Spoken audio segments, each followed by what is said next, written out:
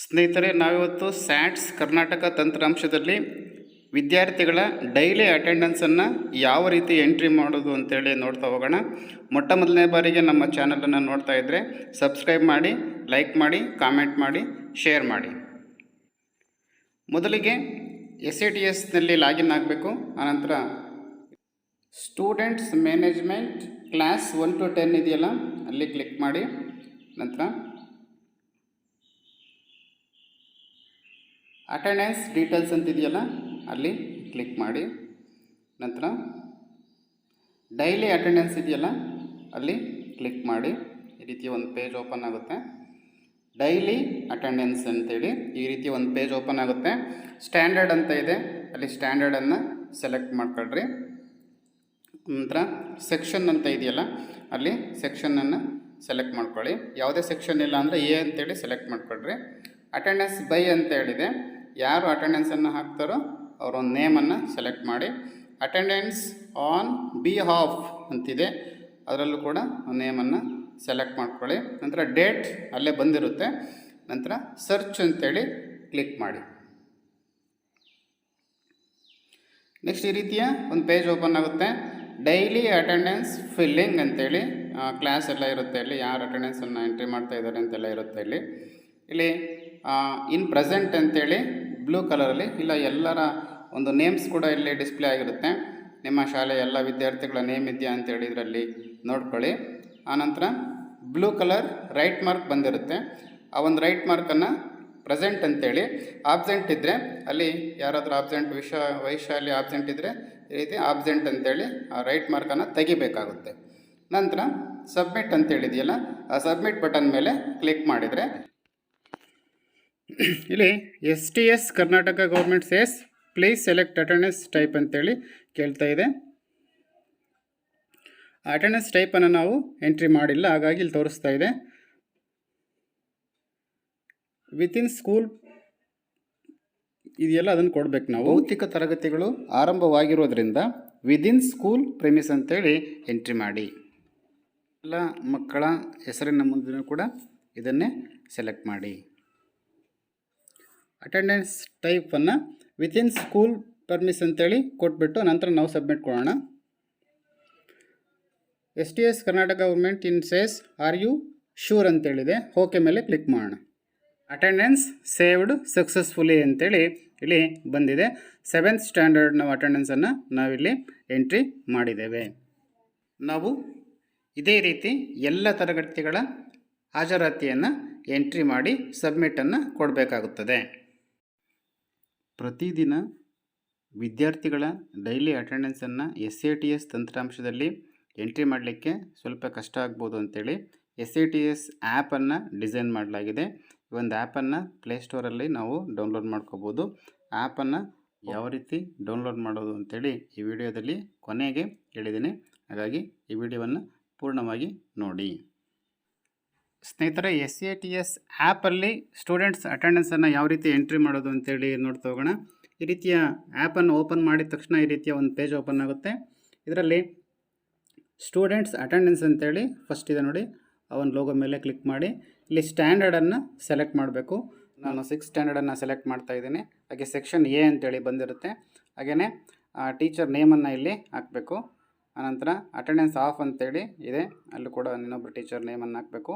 Next morning session ಅಂತೇಳಿ ಹಾಕಬೇಕು. Fill the attendance ಅಂತ ಇದೆಯಲ್ಲ, ಅದನ್ನು ಕ್ಲಿಕ್ ಮಾಡಬೇಕು.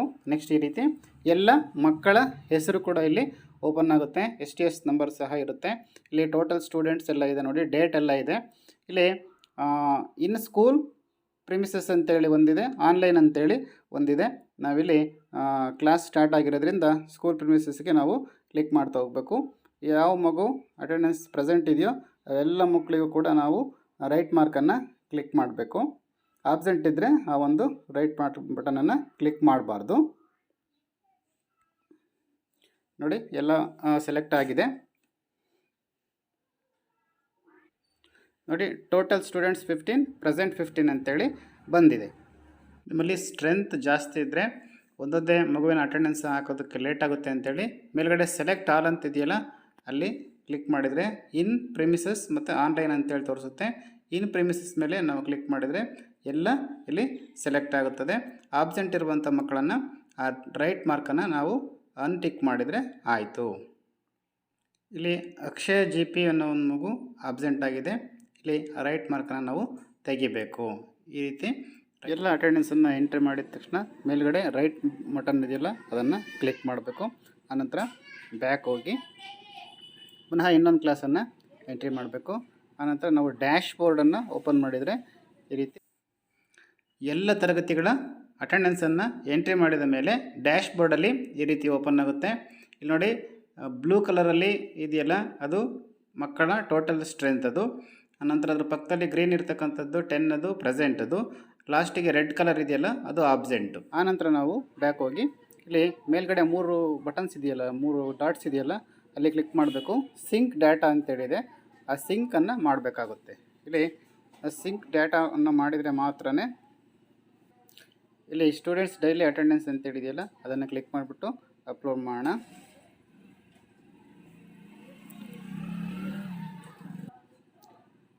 ನೋಡಿ ಡಾಟಾ ಸಿಂಕ್ರನೈಸ್ ಸಕ್ಸಸ್ಫುಲ್ಲಿ ಅಂತೇಳಿ ಬಂದಿದೆ. ಸಿಂಕ್ ಡಾಟಾ ಅಂತೇಳಿ ಕೊಟ್ಟಾಗ ಸರ್ವರ್ ಬ್ಯುಸಿ ಇಲ್ಲ ಅಂದರೆ ತಕ್ಷಣವೇ ಸಿಂಕ್ರನೈಸ್ ಆಗಿಬಿಟ್ಟು ನಮ್ಮದು ಡಾಟಾ ಎಲ್ಲ ಅಪ್ಲೋಡ್ ಆಗುತ್ತೆ. ಸರ್ವರ್ ಬ್ಯುಸಿ ಇದ್ದರೆ ರೀಟ್ರೈ ಅಂತೇಳಿ ಬರುತ್ತೆ.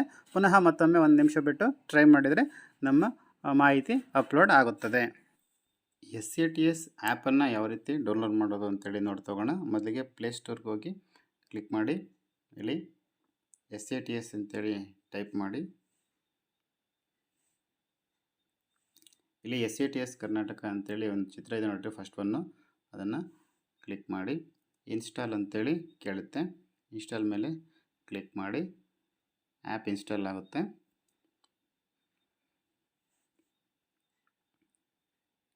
ನಂತರ ಓಪನ್ ಮೇಲೆ ಕ್ಲಿಕ್ ಮಾಡಿ ಯೂಸರ್ ನೇಮ್ ಮತ್ತು ಪಾಸ್ವರ್ಡನ್ನು ಕೊಡಿ. SATS ಏನಿದೆಯೋ ಅದನ್ನೇ ಇಲ್ಲಿ ಎಂಟ್ರಿ ಮಾಡಬೇಕು. ನಂತರ ಲಾಗಿನ್ ಕ್ಲಿಕ್ ಮಾಡಿ